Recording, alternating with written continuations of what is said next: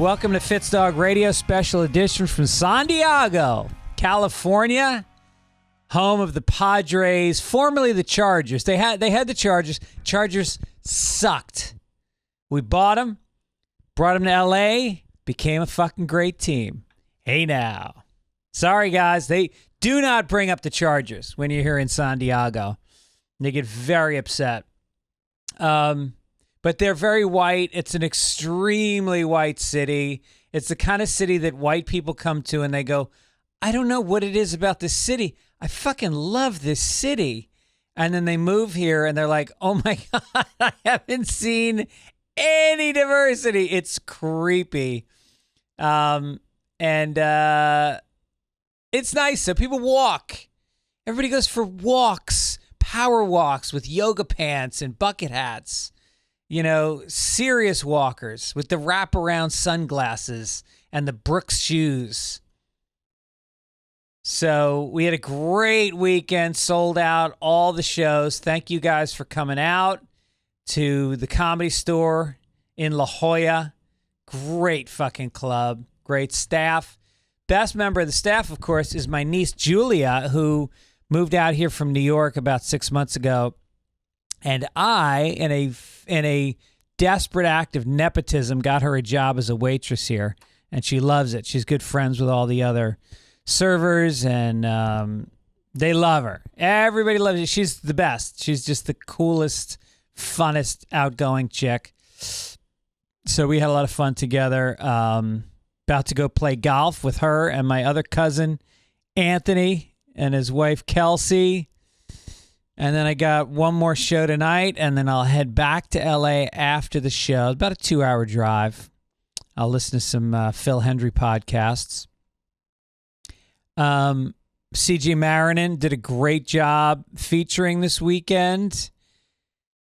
And I was exhausted. The first night I got back from Florida, I visited my mom for 5 days in Florida. And man, Florida is just everybody's retired.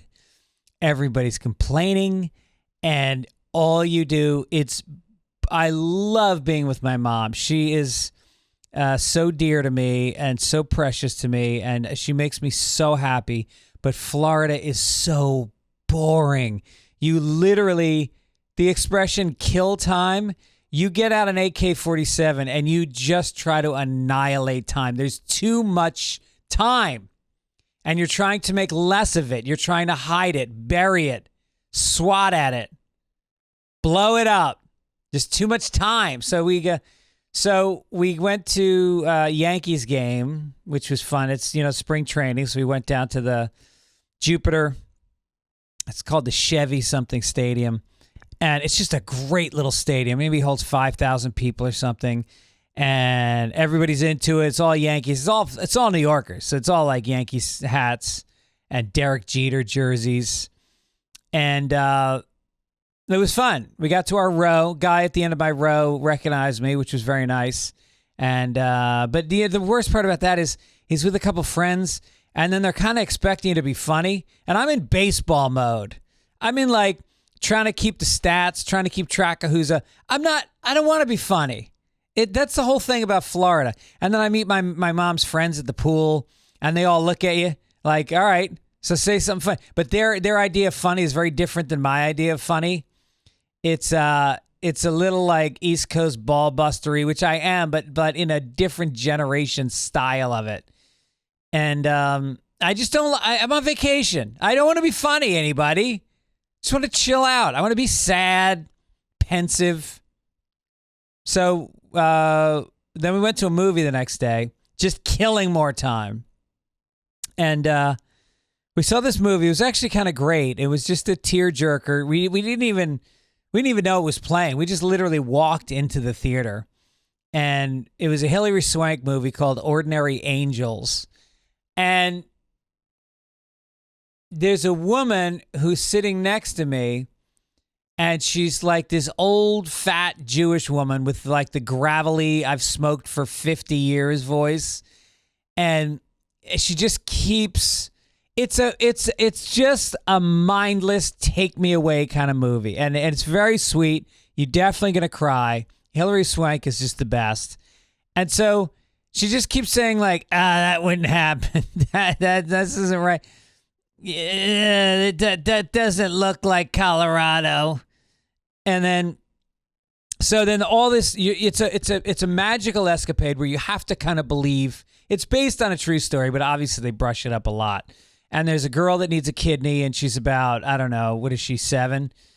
And she's very cute, and all of a sudden, she's waiting for a kidney. She's dying. They have no money. Hillary Swank is raising money for them.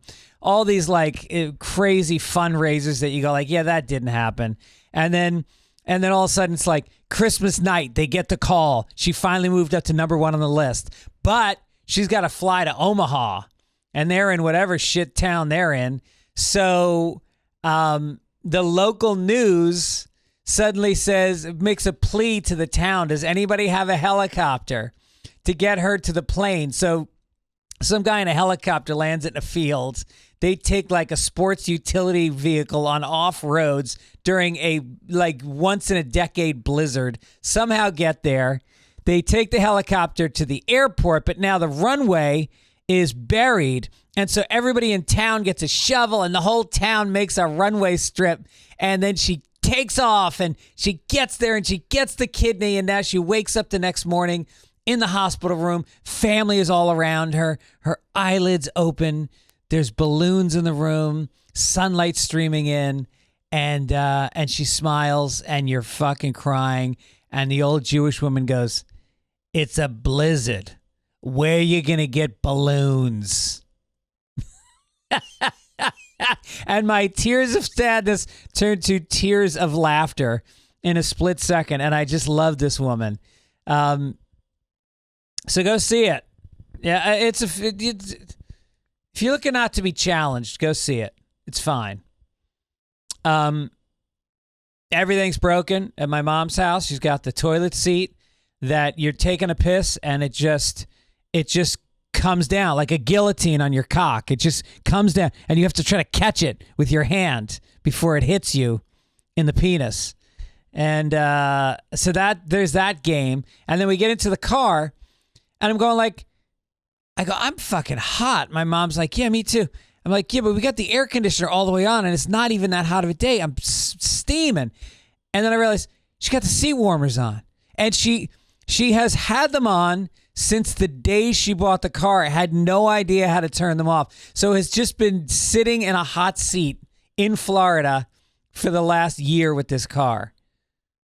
It's like my Aunt Jo in the Bronx. She had a car and it was on the same radio station at the same volume for the entire 20 years that she owned the car.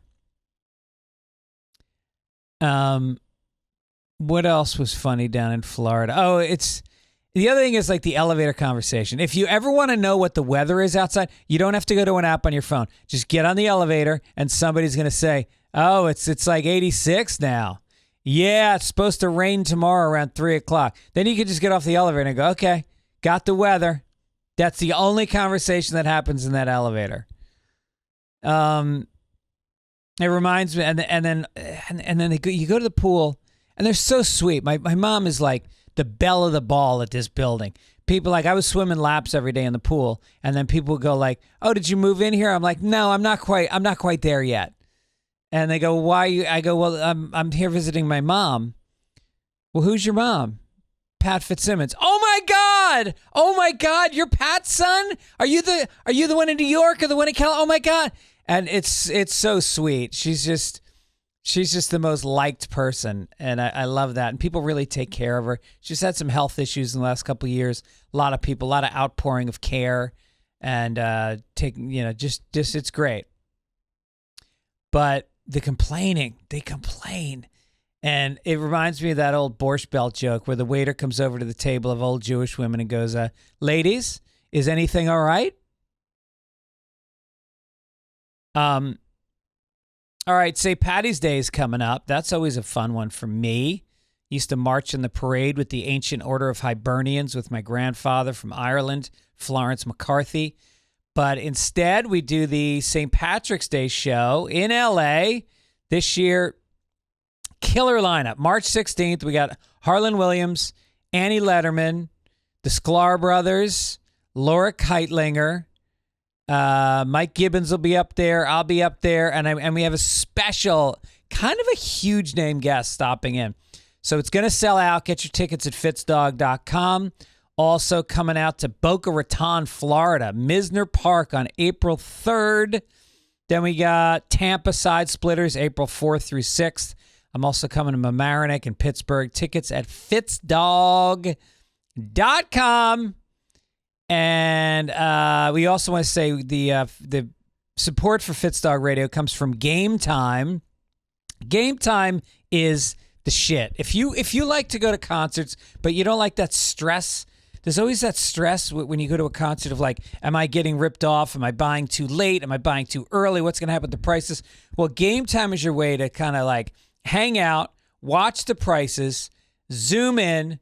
What do we got here? We got in Dallas, Chris Brown is going to be playing for $146. Bad Bunny, $141. See, those prices are going to come down. Janet Jackson, $49. Who knows? Maybe a tit pops out. Usher for $149. You can get comedy, you can get theater, you can get music, you can get sports. It's all there. And they got these things, last minute tickets, flash deals, zone deals. And they on the app is amazing. You can look at the view from your seats of the venue that you're going to be in. And the great thing is also the tickets are right up front. You can see how much the ticket costs without seeing all the extra charges, so you know what you're getting all in. What else do we say about them? And there's a guarantee. If you find the same tickets in the same section, same row, Game Time will credit you 110% of the difference. So they stand behind their work. We use it all the time, and take the guesswork out of buying tickets with Game Time.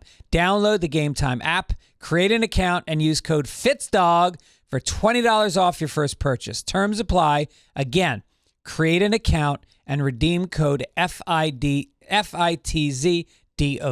for $20 off. Download Game Time today. Last minute tickets, lowest price, guaranteed. Okay, my guest today is a good buddy of mine. I've logged a lot of hours hanging out with him at the store. He is one of the most well-respected comics at the store. He just finished a worldwide tour opening for Dave Chappelle and Chris Rock.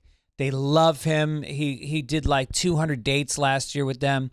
If you're ever in LA, he's the guy you really want to see.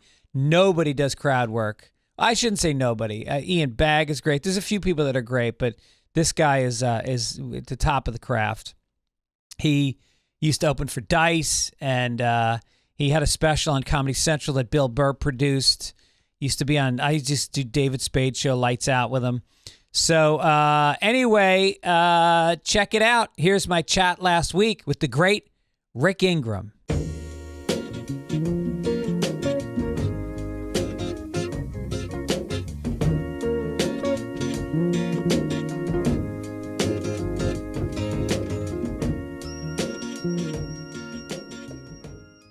Welcome to Fitzdog Radio. My guest, Rick Ingram.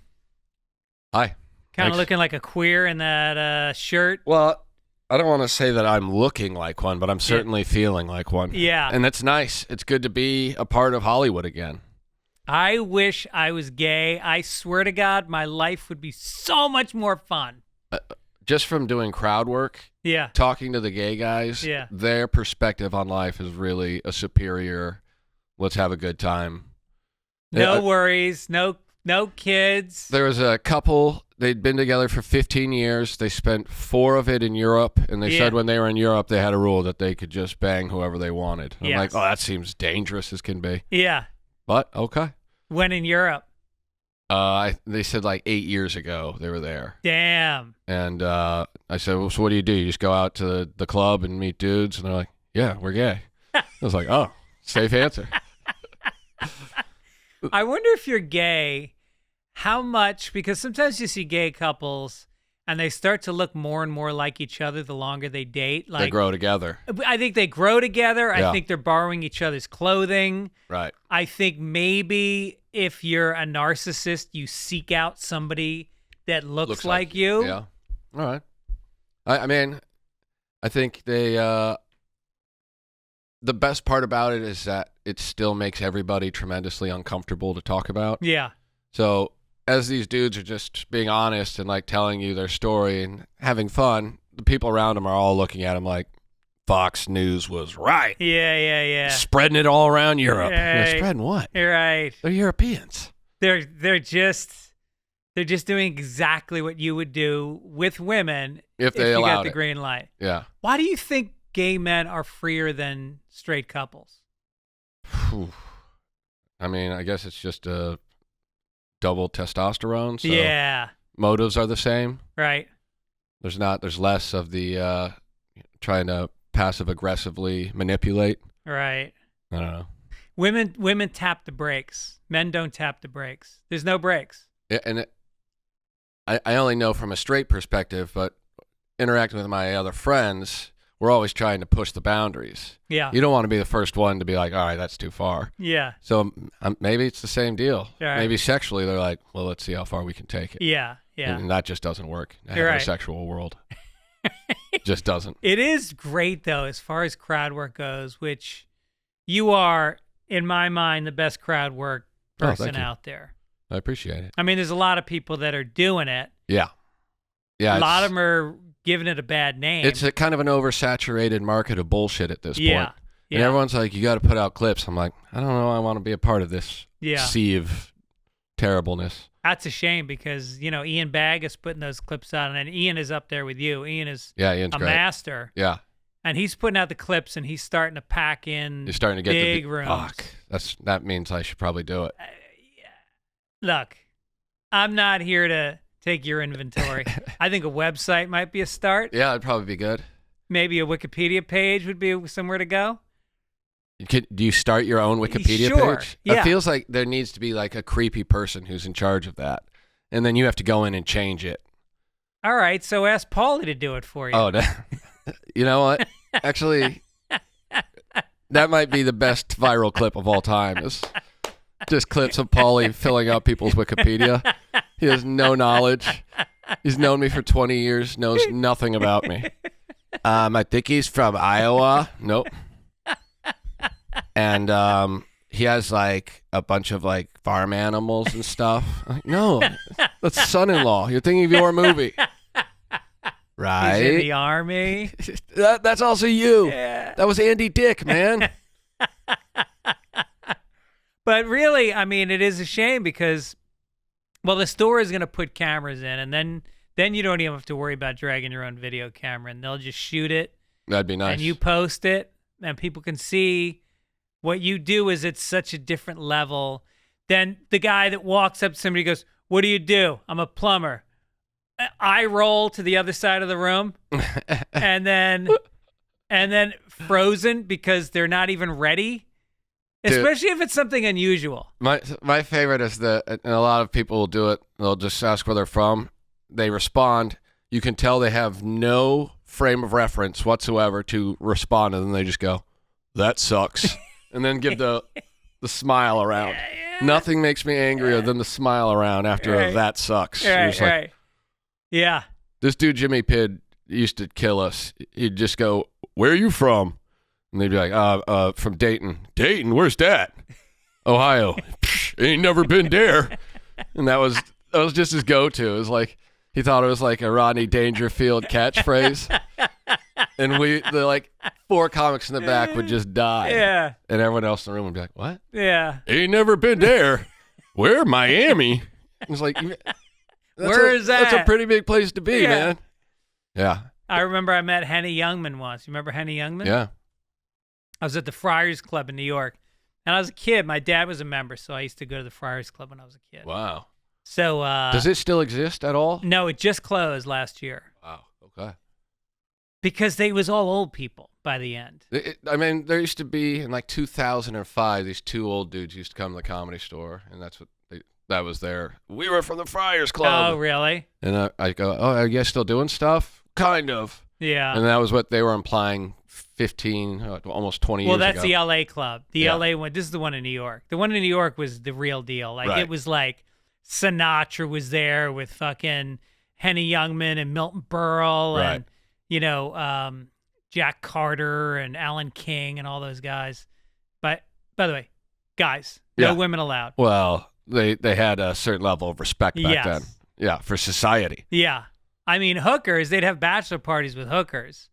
But I mean, you want the women for that. Yes. You break the rules for some things. Yeah, you don't want a lap dance from Henny. So Henny goes to me, he goes, "Where are you from, kid?"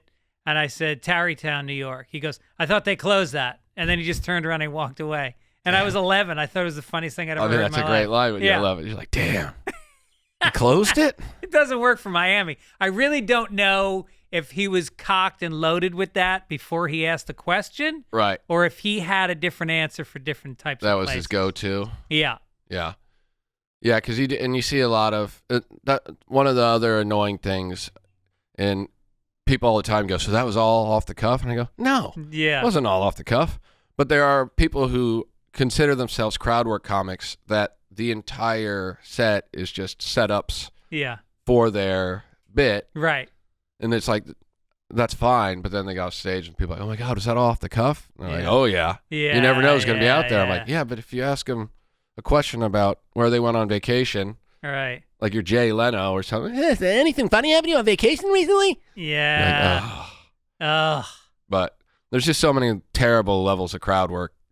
What's funny though is that comedy in general, because I do crowd work, not a ton, but I do a fair amount of crowd work. Yeah, and you mix it in, it's good. I mix it in. Yeah. And I kind of use it as connective tissue to bits usually. Yeah. And but I do find sometimes I'll start with something interesting, like, "Ma'am, you look like you have tied him up," and you can tell. And you're usually right with somebody like that. Yeah. And then that will lead to something interesting because people that tie each other up love to fucking talk about it in front of a crowd of people. Yeah, they love making everyone uncomfortable and like showing that they're so special. Right, right. Yeah, I mean, when people will say, "Well, how do you find the right people?" I'm like, you can kind of tell. Yeah. And like I do at the beginning of every set, I do a stupid thing where I walk around and act like the crowd absolutely loves me. And even though no one knows who I am, and they're all just looking at me like, "Who is this asshole?" Yeah. But I'm just waving, and all I'm doing is literally looking like I can find 5 people that I know I'm going to make fun of. Right, right. And then you just, as you make fun of people, in your head you go, "Oh, there was that asshole over there who definitely wants everyone to give him attention." So you don't go to that guy. Or you go to him, but towards the end, it's just so you can shut him down and tell him what a loser he is. Right, right. Try and work it in a natural way. Yeah. Pick around the people around him. See if you can get them kind of. Oh, I see. So you just try and agitate them a little bit. Yeah. And then. He's like, why is he talking to me? Yeah. And I also go up usually pretty late in the show. So there's usually a couple people who've already shown themselves to be people that the rest of the crowd hates. Yeah. And as long as you sacrifice one of those people, you can say whatever you want to everybody else. Right, right. So do you watch the comics ahead of you to see who's talking to who? I'll watch whoever's before me, basically. Yeah. I can't watch comedy anymore. No. It's tough. Who are the people that you will sit in that back row and watch on stage? I'll watch Fahim. I'll watch you. I'll watch Holtzman. I'll watch Harland. I'll watch Harland. Yeah. I mean, that's a weird thing in general. Yeah. And sometimes he just destroys. Yeah. And the crowd. I've never seen a crowd that looks so happy and confused. Yes. But following him is great. Yeah. So he always gives me the same intro. He's like, "This guy won't tell you this, but I write all of his jokes." And you're just like, after what they watched. And so whenever he does it, then I have to go and be like, "Could you imagine if I came out and I just had the same exact cadence that he had?" "You ever put your penis in a blender? Call that a ponderosa. You will." What? But that made me, him saying that made me wonder, because I don't usually think about like how does a comic write? Yeah. But how does Harland Williams write? Right. Any of the stuff he says on stage, it had to be a spontaneous, I know, non sequitur nonsense that then he's like, "That's a keeper." Yeah. I don't know. It's weird. He's so in the moment, and he will always comment on who went ahead of him, who's coming after him. I mean, it's almost like doing crowd work is a way of showing that you're in the moment and that you're not mailing it in. You're present. And I think that what he does crowd work, but even when he's not doing crowd work, he's sort of giving you what's going on in here. Yeah. You know, and there's something about watching a comic like that, even if they're not killing, if they're being honest, you're watching them. Yeah. No, I mean, I find him incredibly intriguing. He makes me laugh. It's just so weird. Yeah. I have I don't have a frame of reference for how someone can be that comedian. Yeah, yeah. But then I talked to him on our podcast, on the Comedy Store podcast, and he was talking straight. He's like, he'll go in and out of being the weird guy, and then talking about how he did immigration the right way, and you're like, what? Hold on, is he taking an immigration stance? Oh, no. He gets political. Yeah. Yeah. It's great. Yeah. And he was like, why did I fill out all the paperwork? And I'm just like, this is the clips America needs. Yeah. This is Harland Williams taking a stance. I was saying like that we should all feel a little bit guilty about slavery. Huh? Yeah. What did you do? Yeah. What did you do? Yeah. I'm like, I don't know. I just kind of feel a little bit bad. Yeah. It seems like a shitty thing. No guilt. Did you buy somebody? No, I didn't. I just love it if he went hard right. Yeah, right. Yeah, Well, that's what's funny about stand-up right now is that it was so liberal. It was literally 100% liberal. Other than the blue-collar comedy guys. Right. Everybody was a bleeding heart liberal. And then things swung so far to the left, as I'm not saying anything that's not fucking, people trite know, at this point, but the problem I think is real comedians reacted to that and started, I don't know if you would say moving to the right, but calling bullshit on the left. I honestly think the problem is that most of the left doesn't care either, but the only voices anybody hears are on social media. Yeah. And the cyber left are loud and obnoxious, and they care more about anything than anybody has ever cared in the world. Yeah. And we're all wrong. Right. But I honestly thought that's how it was. And when I went on tour, everywhere I went, no one gives a fuck at all, except for New York, LA, and the Bay. Yeah. Other than that, no one cares. Right. They don't want to see someone doing clean, not even clean. They like clean comedy. They just don't want to see. They don't want to see the status quo mirrored back at them. Yeah. They want to see somebody who, they want to see you say the things they can't say at work. Right. And the people who want to go see comedy are those people. Right. The people who are uncomfortable with laughing at things, they're not going to go to a comedy show. And I hope they do, because without them, you're them. Just preaching. Otherwise, you're in Austin. Yeah. And everybody's just preaching to the converted. And then it's just a giant who can cross the line. Yeah. The furthest line. But there's no line. Yeah. Because it's championed almost. Yeah. Yeah. I mean, people always go, well, aren't you scared in LA that people are going to get mad? No. Who cares? Scared of what? They're not putting me on ABC. Yeah. I don't care. It's pretty amazing because I just had Dave Attell on the podcast, and here's a guy that I've considered him to be the best club comic in the country for the last 20 years. Yeah. I just had a conversation with someone else about how he's the best, and he just stayed in clubs. Yeah. And, he's the guy that has created the line to go over. He was the first one to be talking about retarded and rape and, saying the N-word on stage and all this stuff. And as soon as he did it, all of a sudden, a bunch of people would run up to that line. But he was the one who was always pushing the line a little further. Right. And now I feel like he's very sensitive to being canceled because you see it happen that fast on the internet.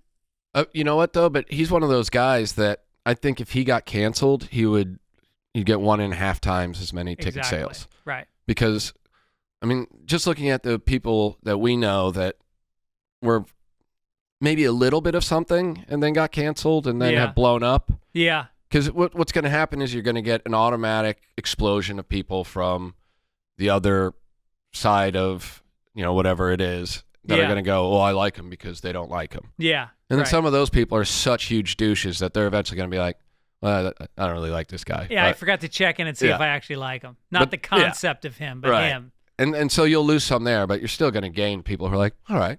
Have any women been canceled in the comedy world? I don't think so. I think they pretty much do the canceling.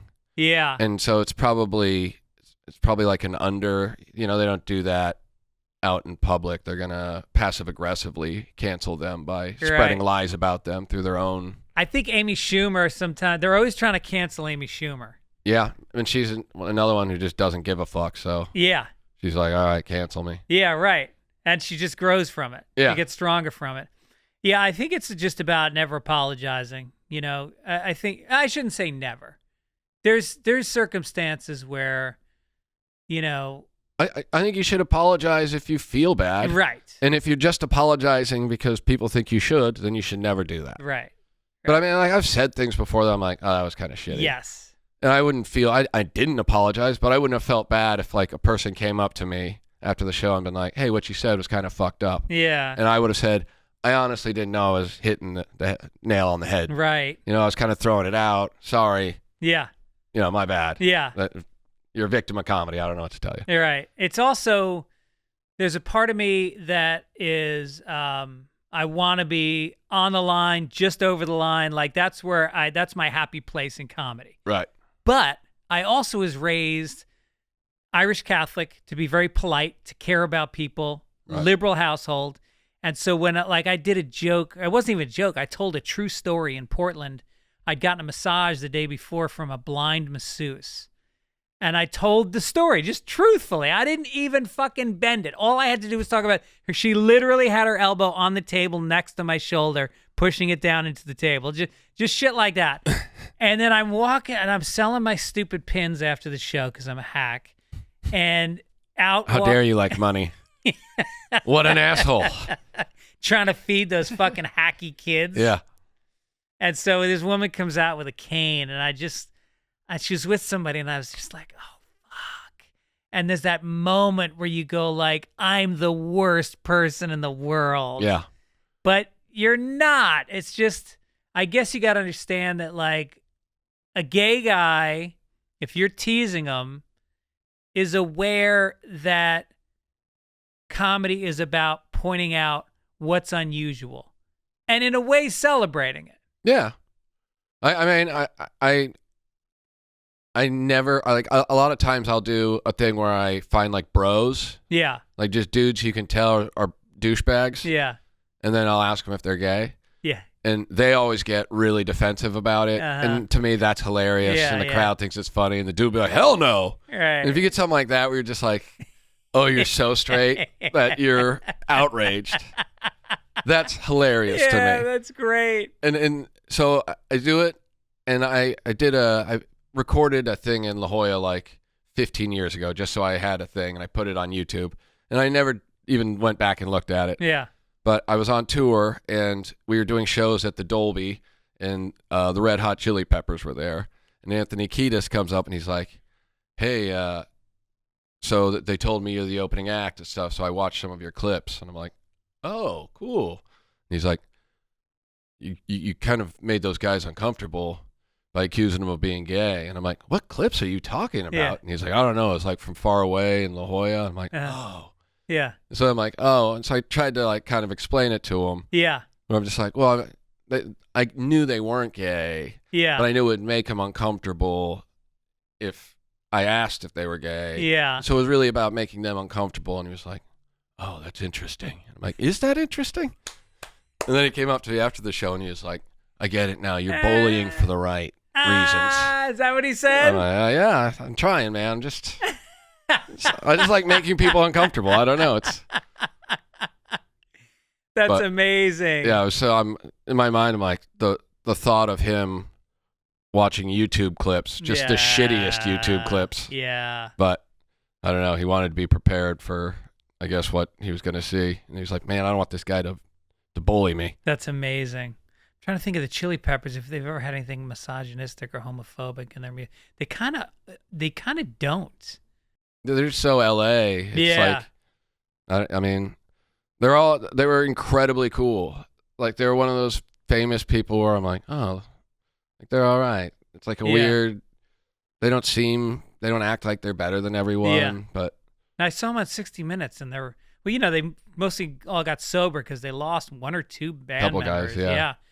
And so I think I read Anthony Kiedis' autobiography, and what a fucking childhood. Like, he grew up with just a dad who was a drunk who was never around, and he just wander around a skateboard in Hollywood and got into punk rock, and really is like a pretty inspirational dude.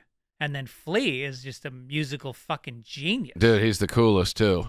He really is. Oh, really? Like, him and Rock are like buddies. So no shit. I would see him all the time, and Wow. he's like hanging out. His wife just had a baby. She was like super pregnant during the tour, but it's like hanging out with Dad Flea. Damn. He's cool. Wow. Yeah, he's one of those people where you're just like, oh man, they're as cool as you would want them to be as rock stars. Yeah, because sometimes you don't even want to meet somebody like Flea because you're so afraid they'll let you down. They're going to be pretentious. Yeah, right. We were in Vegas and he was there, and then Mike Tyson showed up, and then their interactions were, I'm just like, this is so great. And I'm like, who invited Tyson? They're like, no one invited Tyson. Tyson just goes where he wants, and security will just let him in anywhere. He's got a permanent wristband for everywhere he goes. He walks straight in. Hey, is this food for everybody? And they're like, well, yeah, it's like Chris's writer table. Oh, shit. He went straight into it, started making, he was making ramen noodles and hilarious. Just giving everyone his prison recipes for Cheez-It ramen noodle. Don't put all the water in. You want half the water. That's the biggest secret. I'm just like, yeah, okay. Cheez-It, cheese nips, it does not matter. Crush them up, put them in there. Like, okay. Brand is not important. Got it. We all just sat and watched, just like, why is this happening? And then Tyson's wife's like, why are you eating everybody's food? He's like, I asked that white guy. The white guy said I could have it. I'm like, I didn't. Just I said I thought it was for everybody. I don't know. They got to pair him. You know what they did with Snoop Dogg and Martha Stewart? They got to pair up Tyson with like Carol Burnett. Oh, that'd be nice. Or somebody like that. Because he isn't fucking amazing when he speaks. He's so philosophical. He's filled with wisdom. And it's wisdom that's been hammered out. Yeah. It's not like when you're watching TikTok and some 24-year-old comes out and he starts telling you how it is and how you need to follow the Stoics. Well, I don't know if you have the same American Studies professor that he had this semester, but it really opened his eyes, Greg. Yes, and he was African American. And yes, he was a white guy from South Africa, but... Yeah, so... Yeah, that's a different level of knowledge that it's harder to respect. Yeah, because it's coming from psychedelics, beating people to death, and growing up in the most intense hood experience you could ever have. And loving his pigeons. And loving his pigeons. Yeah. What do you think that's all about? I think that's a big inner city thing, having pigeons. Yeah, I think if you can't have a pet. If you can't have a fighting dog. Like if your family's not going to get you a dog or a cat, and you're like, if you live in the country, you could, befriend squirrels or something. Yeah. But in New York or wherever, your choices are pigeons or rats. And if you're the dude who's keeping rats, no one's your friend. Right. At least pigeon guy, they're like, I don't know. Yeah. There's something weird, but. Yeah, they keep coming back to him. There must be something special about that guy. He's like, yeah, he's feeding them seeds. He's giving them food. Pigeons literally can't survive without human beings. They would die. Yes. It'd take like 3 seasons and they would be dead. Yeah. We are their ecosystem. Yeah, so who are the comics that you think, because a lot of people consider you an underrated comedian, and part of that is your own fault. Obviously, you don't put clips online. You don't have a website. Yeah. I tried to get your tour dates so I could promote them, but couldn't find them. I don't even have any. That's the exciting part. So you really aren't, and yet considered by any comic in LA to be one of the top guys out here. Yeah. So we don't have to delve into that. Yeah. I'm not good at building fraudulent relationships with people. Is that what it is? So it's like I just can't. I'll feel terrible. So if like some agent guy came up to me and was like, "Hey, I want to make you a bunch of money," I'd be like, "Sweet." Yeah. Because that dude's being honest with me. Right, right. But everyone I meet's like, hey, I'm an assistant. I really think maybe if you get some things going, we should talk. And it's like, fuck this guy. Right, right. So I'm not going to pursue that because that dude just feels like an asshole to me. Yeah. But I don't know. People always say, you got to ask everyone for help. I'm like, I'm not doing that. Yeah, yeah. I'm just not. Yeah. Like, if someone thinks I'm good for something, they put me in it. But I don't know. Well, it seems to be working out. I mean, you're doing great right now. But it's just funny when you think about, like, who are the other comics that you think are the most underrated in the LA scene? Oof. Man, that's hard to say. Well, there's Holtzman, but he's in Austin. He's now. Austin now, and that's another thing. Like, I think I would recommend Holtzman to people in my inner circle, but I would never tell someone just randomly, like, who was like, who should I go see at the store? I wouldn't be like, go see Brian Holtzman, right? Because then that person would be like, you told me to go watch the baby raping guy. I'd be like, well, it's not really a joke about baby raping. It's about, anyway, I feel context. Right. It's meta on meta. Yeah. But like when my friends will be like, who should we watch? I'm like, stick around, watch Brian for sure. Yeah. Yeah, I don't know. I mean, it's tough.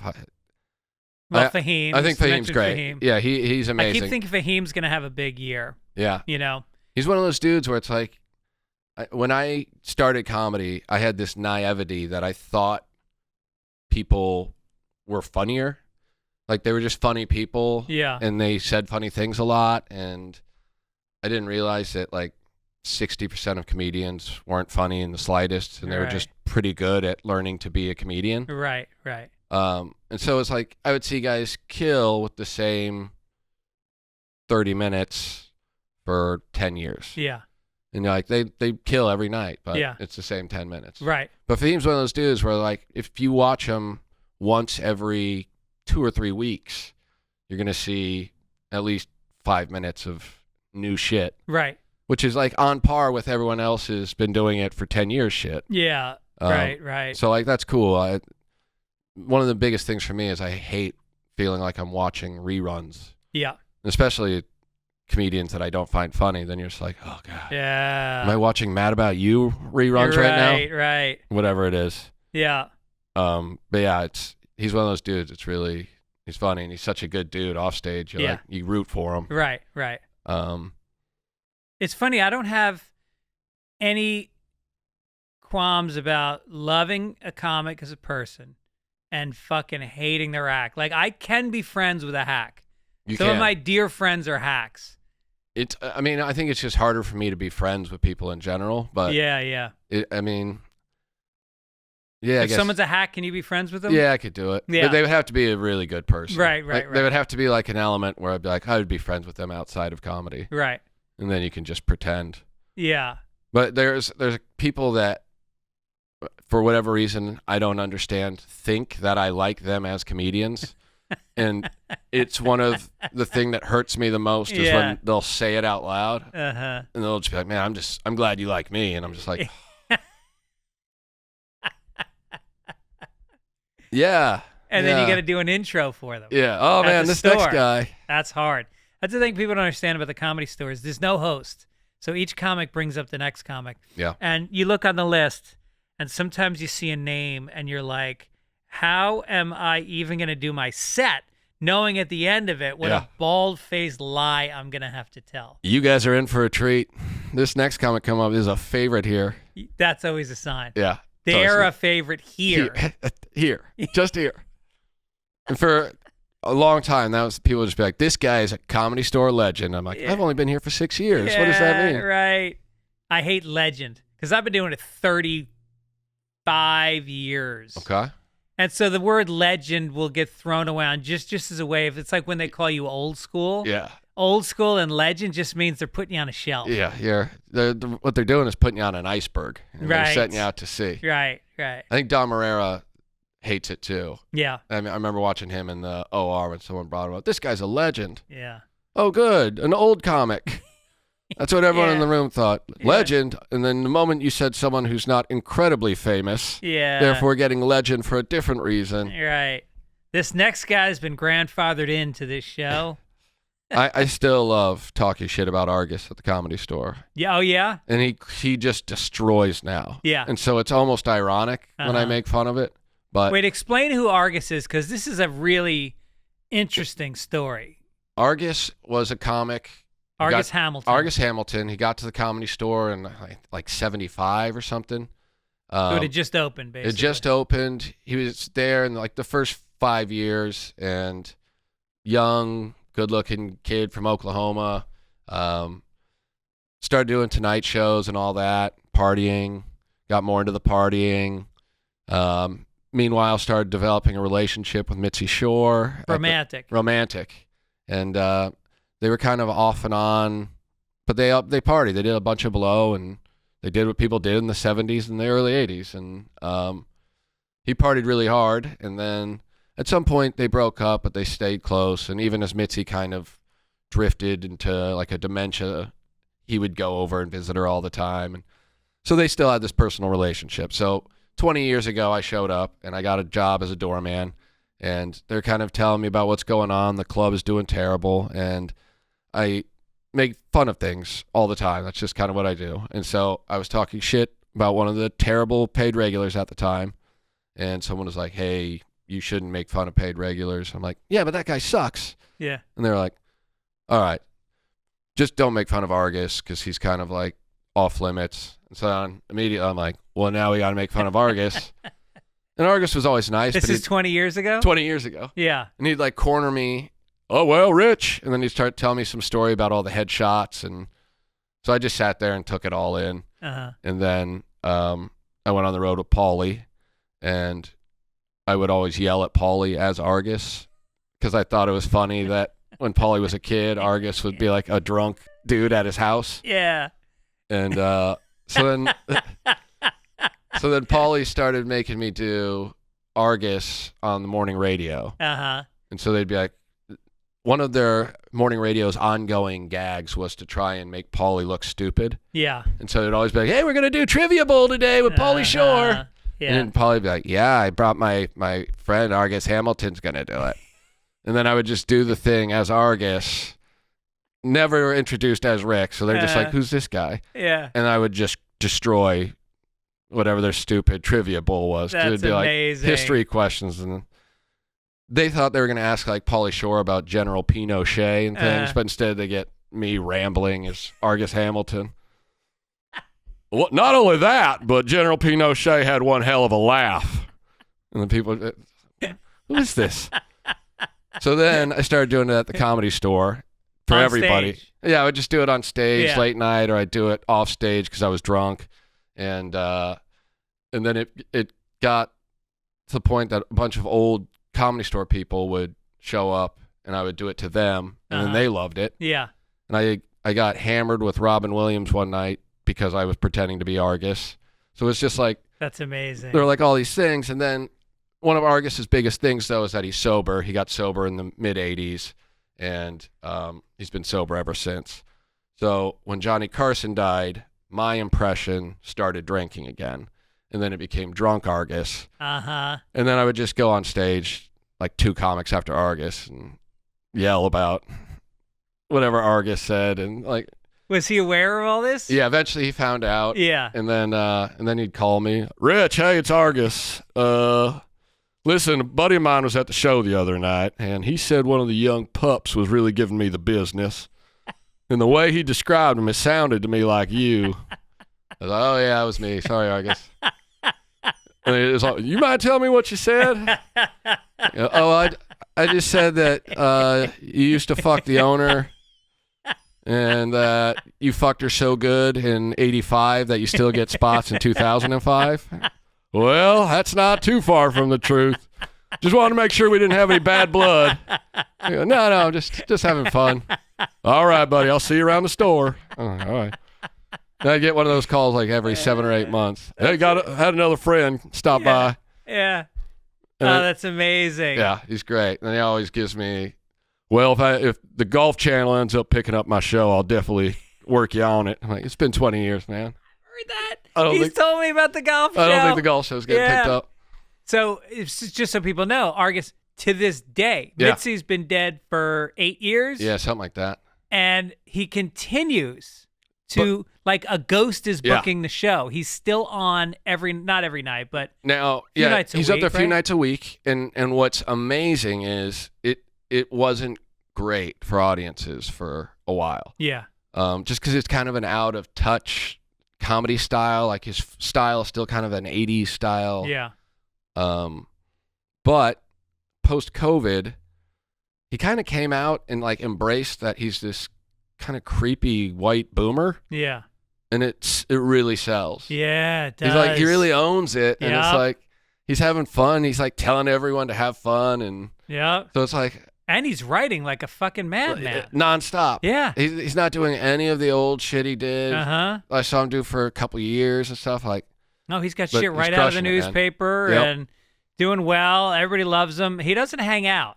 nope, can't hang out because Yeah. of the alcohol. Oh, is that what it is? Yeah, he comes and goes. But he's super confident, and it cracks me up. Yeah. He saw me. He goes, I was wearing my suit, and he goes, "Oh, you're looking good, Rich." And I go, "Yeah, thanks, man. You know, sometimes you got to dress up."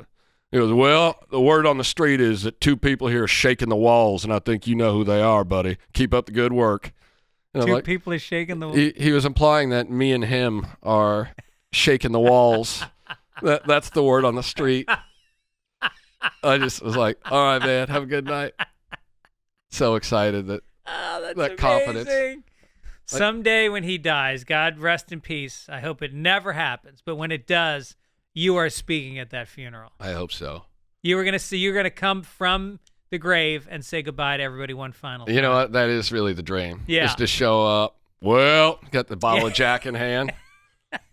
Heading out to Mitzi's tonight. I wanted to come by the club one more time. Is Ollie Joe here?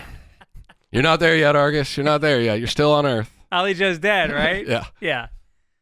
Yeah. Ollie Joe Prater? Was Yeah. it? Yeah.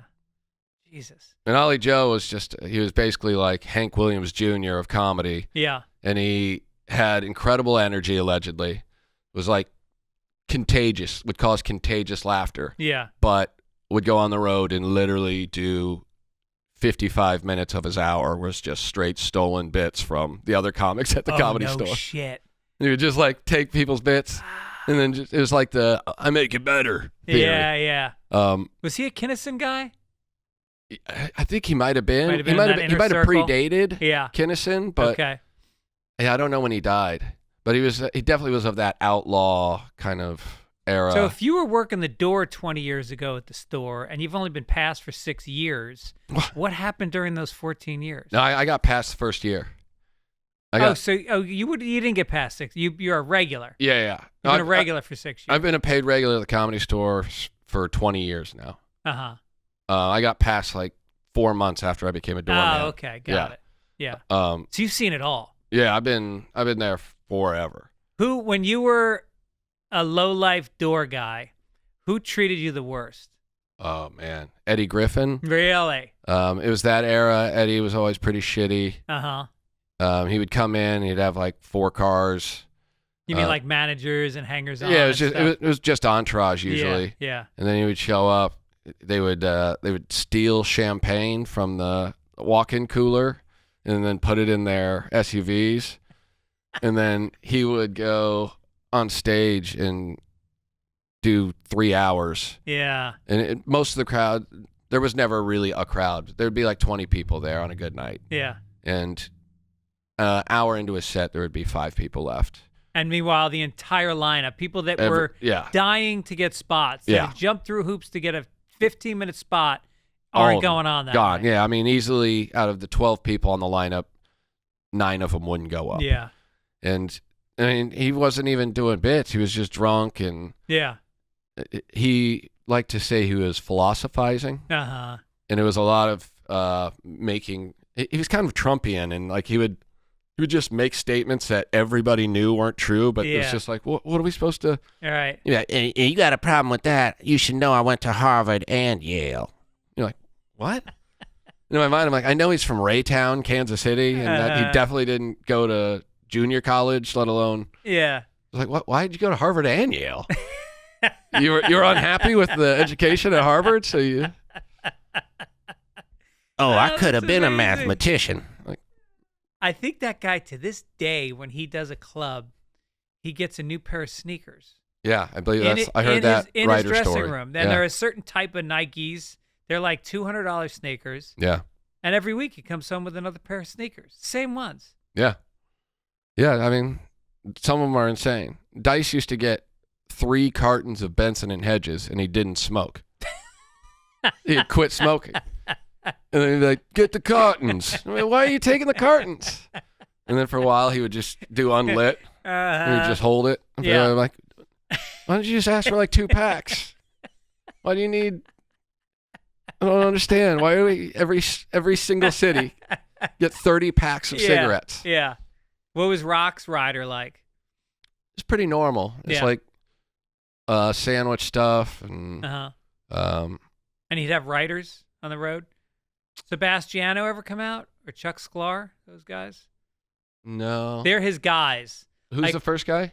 Frank Sebastiano. Oh, yeah, Frank came out. Yeah. He's the dude who wrote Dirty Work. Yeah. Yeah, that guy's great. He's fucking great. Yeah, he is like, Frank Sebastiano started out, he worked his way up at SNL, and he was Norm's guy. He wrote most of the stuff Norm did.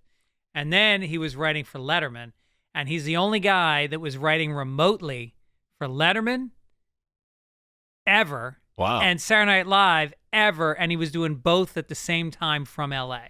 Damn. For years. That's impressive. Yeah. Yeah, that dude he's cool. He I embarrassingly, a song started playing and I quoted Dirty Work, not realizing that he had written Dirty Work. No shit. Yeah. We were on a private plane and it was If You Like Pina Coladas came on, and I go, does this remind anyone else of Rolling Stone, Street Fighting Man, G7? And he literally just looked at me like, this guy making fun of me? Yeah. And he's like, do you know I wrote that? And I go, you wrote that line? He's like, no, I wrote that movie. I went, oh. Well, now I feel like an asshole. So you probably do know what movie this reminds me of. That's hilarious. Yeah. Well, that was cool about it. You could tell he's just like, all right, well. Yeah. Once he realized I wasn't trying to be a piece of shit. Right. But yeah, he came out a couple shows and helped punch up and stuff like that. Yeah, I remember Rock had this famous thing where he goes, I don't know if it was famous, somebody told me he said, it might have been Louis C.K. told me this, that Rock said, most black entertainers make a lot of money and they buy bling. He goes, I buy writers. Every award show, that dude's got this arsenal of killer writers. I'm trying to think of it. Tom Agna is one of them.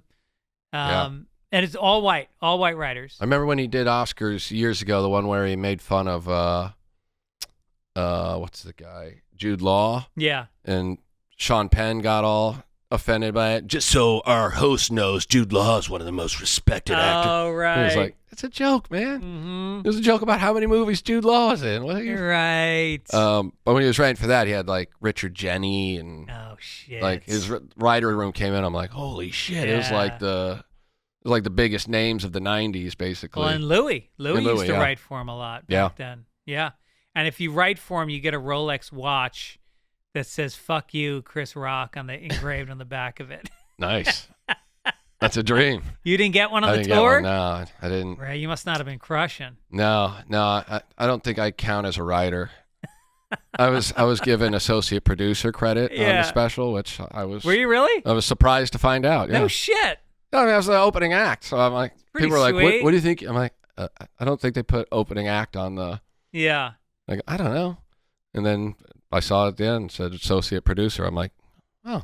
Nice. And then in my mind, I'm like, so that means associate producers in general probably don't do anything. Yeah. It's just like honorary. It's honorary. Yeah. Yeah. But you know what? Added to it. Goes on your IMDb page. Yeah, that's true. I've had a few special thanks on specials that I didn't know I was thanked on till I looked at my IMDb page and I was like, oh, that was nice. I think I can't remember who even did it, but it's something. Yeah. Yeah, he's good. The way he handles it is so professional. It's like it's like existing in the worlds of Rock and Chappelle is such a. It's almost like being schizophrenic. Totally different. I mean, insanely different realms, and like their synergy together is amazing. And they're like the way the shows work when they do them together is great. Yeah. The crowd loves like the contrast of it. But I mean, it is like watching like a finely pruned rose garden versus the craziest wildflower explosion of all time. Where you're just like, Chris hones his shit. Yeah, it's just amazing. I'll see him like before he goes on tour, he'll come into the store and he'll do shit. Yep. And he has no qualms about not killing. He is like a scientist in a laboratory. Yeah. He just stands there and he'll go, what else? Yep. What else? Looking for the lines. He'll do the cellar in New York. He'll do the Comedy Store in L.A. And then like he's so intense about it. So before then he starts his tour. He'll go to like this last tour. He went to Nashville for a couple weeks or something.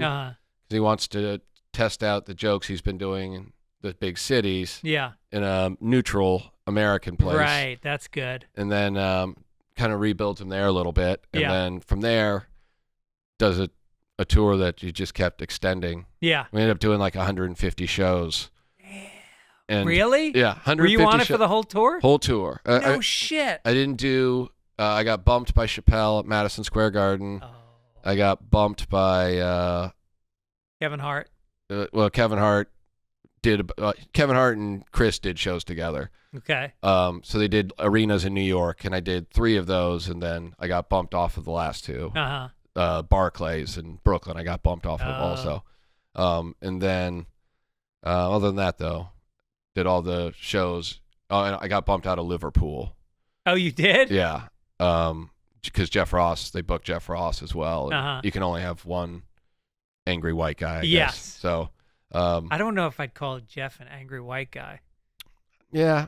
You get angry when you watch Jeff Ross, but he's not. But he's not angry. I should say insulting white guy, I guess. Yeah, there you go. Go. But yeah, otherwise, I was there. I was even there for those. But even then, before every show, Rock goes over the whole set. Has every joke he's going to do lined up. Has them all lined up on boards. Then boards in the green room? Yeah, has index cards with the jokes, tags, and he has them all lined up. Full, does about an hour and 45. No shit. Per show. No shit. Yeah. And then... Does he look at anything on stage? He has a prompter that just kind of gives him like where he's at, bullet points, yeah. And then we'll get done with the show, and then we'll go over what did really well, what wording worked better. No shit. Every show. And then we'll do that for like 30 minutes after the show, and then that's just kind of like a preparation so that the next day before our next show, when we do an hour of talking about it, we already kind of know where we're... And it's just you and him? It's him and Matt Claybrooks and myself. Yeah. And then if he has like a writer, but it was Matt and I for all the shows, and then he brought in Frank and a couple other guys for probably 5 or 6 shows. And that really makes you feel like an underachiever, doesn't it? Oh man, when I first watched the process, I'm thinking about like what a jackass I am. Yeah. I'm like just hanging out, not doing shit before my set, right. Not even thinking about it. And then, I mean, he has a bit. If it doesn't work, it comes out, and then there's a new bit that gets put in. Yeah. And then it's just literally working it out. And once he knows basically like an hour and 20 that he wants to do and have cut down into the hour, then it's just placement. Right. And then it's doing that, and every show trying, all right, what if we put this here? This bit isn't going to work, but I like this idea. Can we put that in something else? Right. And then, I mean, there couldn't have been a better class for like how to make a special if I ever if I ever decided like I'm gonna write jokes and do one that's like I know how to do it, I guess, if given that opportunity. But wow, that's intense. Yeah. And then Dave's just like, you know what, do 45. I'm not gonna be there for another 30 minutes. You're like, what? There's 18,000 people here. All right, Rick, you're going to do 30 up top, and then we'll have Brandon do 20, and then if they're still not here, you'll go do another 20. No shit. Yeah. Damn. We were in St. Louis, and Dave was flying in for the show from Ohio, and he just kept getting delayed and delayed. So I went up first, and they had me do 20, and then Donnell Rawlings went up and crushed for like 25, and then it's someone else. I can't remember who the next person was, and then they were just like, all right, Rock's going to go up, and then he'll do a little longer. So then Rock went up, and he did like an hour and a half, and on the double shows, they each do an hour. Yeah. So Rock stretches, it does an hour and a half, and then he gets off, and then they're just like, well, Dave's almost landing, so you got 20 more in you? And I was like, really? I'm going to go up after Rock did an hour and a half? No shit. So then I just had to go back out in St. Louis at the hockey arena. 15,000 people. And just do another fucking 20 minutes. And so I walked out there, and like everyone there was already rumors that Dave wasn't showing up. So when I started walking out, it was like, ooh. And I will say I crushed. You did. So like my first set was so good, I'm like, all right, you know what? This could be all right. But it was definitely just like, fuck no, this guy is definitely coming to give us bad news. Yeah. And so I just went up and I go, I hate to do this. I could tell a lot of you guys already know what's happening, but I guess because of the liberals, there's a diversity requirement. And so they have to have at least 15 more minutes of white comedy tonight.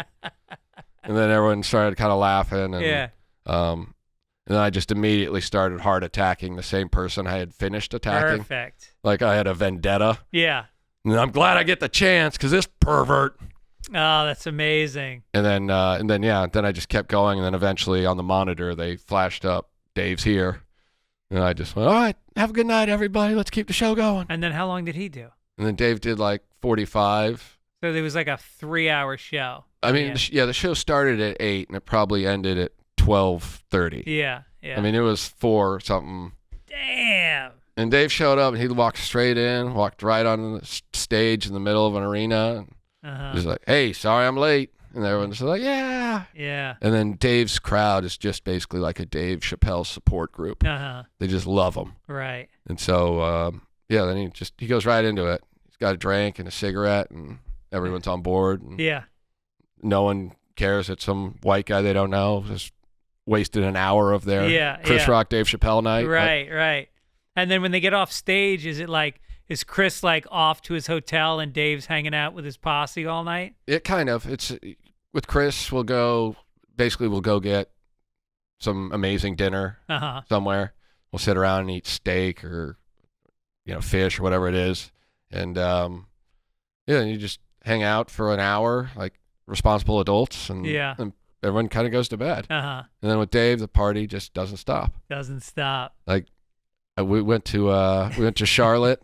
I went to Raleigh and Charlotte with Dave, and I flew in day of, did Raleigh. We flew from Raleigh to Charlotte at like 1 a.m. And we got there and we all got in our cars and we started driving to the hotel. And then the tour manager was like, so everyone's hotel rooms are waiting for them. Dave wants Rick to meet him at the bar. And then everyone kind of laughs. And I'm just like, it's funny. They like to tease me a little bit or whatever. And then my phone starts ringing. And I'm like, oh no. And I look down, it's Dave. And I'm like, what's up, Dave? And he's like, Rick Ingram, we're not hanging out with those nerds. Meet me at the beer bar. I'm just like, all right. And then so I meet Dave at like 1:45. Closing is 15 minutes. Yeah. At a beer garden in Charlotte. And I walk in and he's just like, I paid him. We're keeping the club open. And then it's just me and Dave and like 3 waitresses and 2 dudes who were just at the bar trying to close it down. And then he's like, you guys know Rick Ingram? And I'm just like, why would they know me? Yeah. The guy's like, no. And then we just sat there. Dave brought in a party. He made one of the tour assistants bring like speakers and no shit. He basically threw a party for like 6 of us for 4 hours at a beer garden in Charlotte. No way. And I'm just like, all right. Damn. And now, do you still drink? I'll drink sometimes. Yeah. I'm on the road. I don't drink at home. You used to drink hard though, right? Oh yeah. Yeah. Yeah. When I was young, when I was in my 20s, I lived like 2 blocks from the Comedy Store because I didn't want to get a DUI. Right. But, yeah. Damn. Yeah, it was. It's amazing what Chappelle is capable of. I mean, just hanging out with him at the store, I just see like these guys.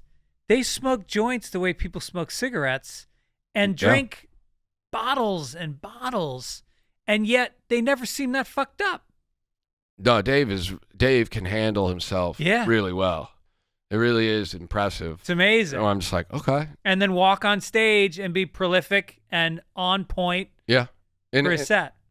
And I do remember, it's been a long time since I've performed even with a drink. Yeah. But I do remember being drunk and then the adrenaline kind of taking over more than the drunkenness. Yeah.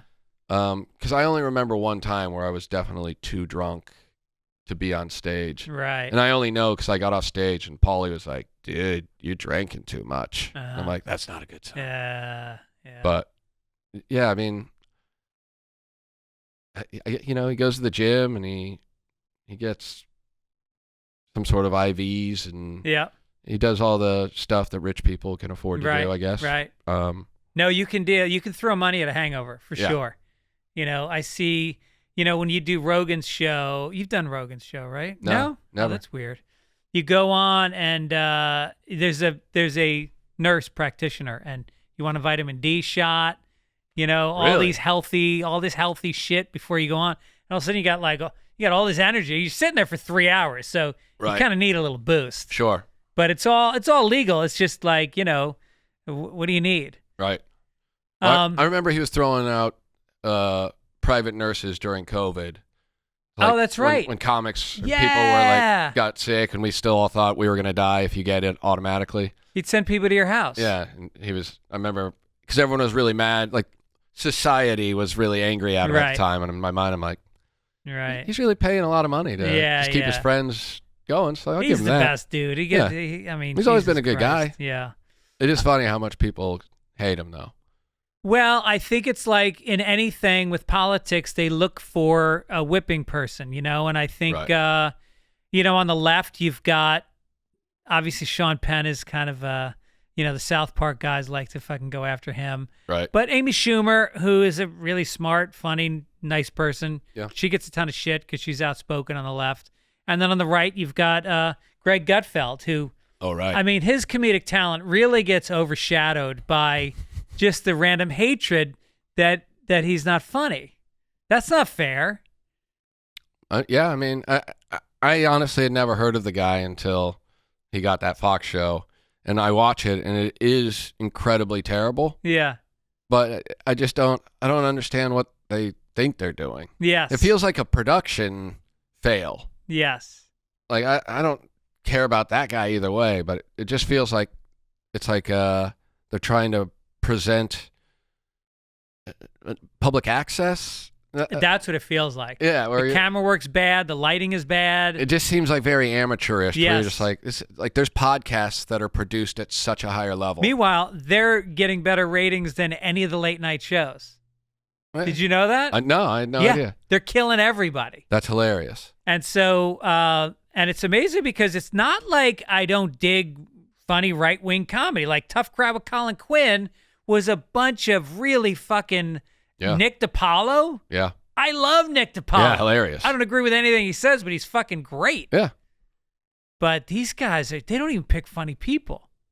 No, I mean, but no one wants to take risks to be funny. So. Yeah, right.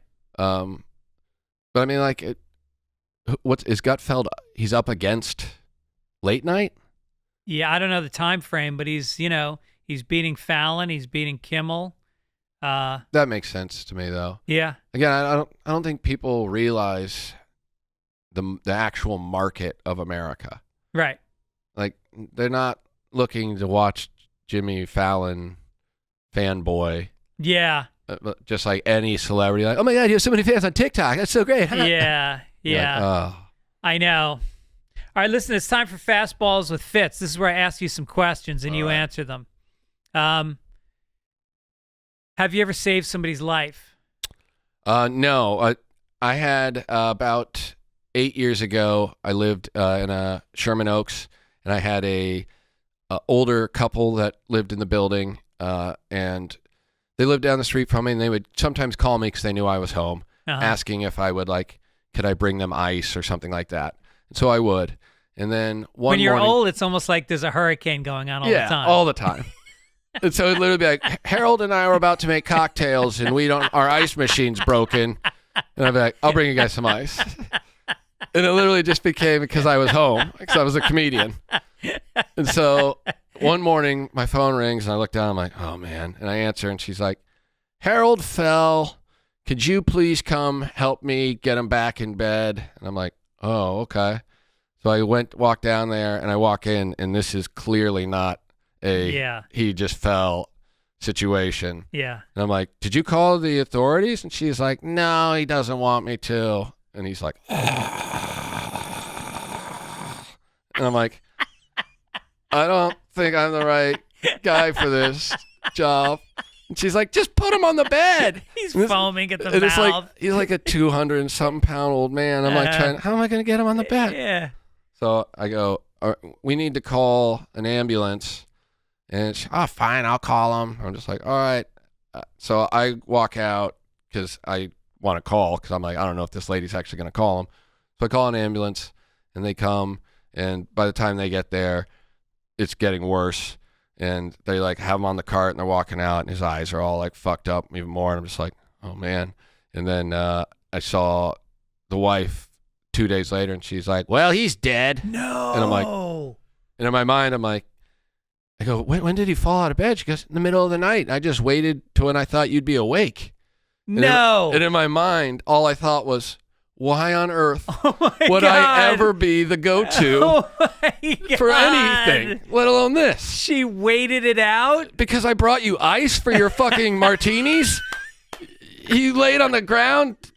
Oh, my God. And then I just felt like the worst human for She like killed him. I You was didn't like, do anything. Yeah, but I instilled so much belief in this lady. Yeah. So you're the opposite of saving a life. No, I'm opposite. You're kind of responsible for, was it Harold? It was Harold, For yeah. Harold being gone now. Yeah, and I saw a pro wrestler die too, so. You did? Yeah. During a match? Yeah, Owen Hart at a pay-per-view in 1999. You were in the audience. I was about 20 rows That's from. embarrassing. Yeah, it felt good. Yeah. It was the last time I watched pro wrestling. What was the move that killed him? He was supposed to lower in from the ceiling, and he pulled his safety cord and fell 90 feet, and his organs detached when he hit the ring. So that was an awkward one. But what was the sound like? It was like, well, he was wrestling a pimp. So the pimp was making his entrance down to the ring with the hose. His name was the Godfather. So they're introducing the Godfather, and the music's like, and then body just fell in the middle of the ring. You could only see the body from the bottom of the Jumbotron down. Yeah. But he smacks into the ring, and then the body flops up, and then it kind of flops back down, and then everyone's like, holy shit. And then everyone with a kid starts heading for the exit. Yeah. And then everyone who doesn't have a kid is just like, wait, what's happening? And he was in a mask. And part of the gimmick was sometimes when they take the mask off, it was Owen Hart, and sometimes it wasn't. Oh, so nobody knew. So we didn't know. And then the most fucked up human response that I've ever witnessed, people started just going, I hope that's not Owen. Oh, yeah. As if it's so much better if that's just like some jobber wrestler. Right. And then, but I mean, pretty quick, like within 10 seconds, Jerry Lawler was in the ring just screaming at the top of his lungs to where you were like, oh, this is fucked. Damn. And then he basically internally bled out in the ring. Yeah, that's a mic spike. You don't go back to wrestling after that. You're not going to beat that. You're not going to beat that. And I'll give Vince McMahon this, as a businessman, he knew that the show must go on that night. And you don't stop a pay-per-view just because someone just died in the ring. They kept going? Kept going. If he doesn't provide the main event, then he has to give the money back. Wow. So all these wrestlers just had to go out and they knew he was dead. Oh, yeah. We didn't know. They didn't tell us, but the backstage they knew. And, it was the main event was Stone Cold and The Undertaker, and these assholes played the fucking Undertaker's music.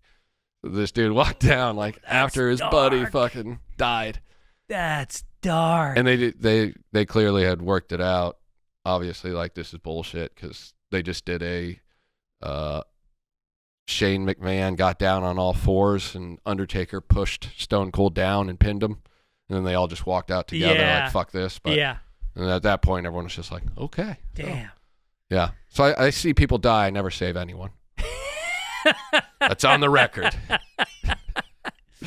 All right, listen. This was a great podcast. Thanks, man. Thanks for having me. Thanks for being here. Great shirt. Thank you. This is one of my favorites. It's kind of a plum, a gray and plum that I... Yeah. It's autumnal tones, and it really works with, I think, your skin tone. Thank you. Yeah. If you want to see Rick, come down to the Comedy Store. He's there. What are you there, 3 or 4 nights a week? Yeah, usually. So if you go to the website, the Comedy Store website, you can check on Tuesdays. The schedule comes out. And thanks for doing this, man. Yeah, thanks for having me. Yeah, I appreciate can't believe it. this is the first time on the show. Let's do it again. I'm down anytime. Okay, cool. Thanks, man.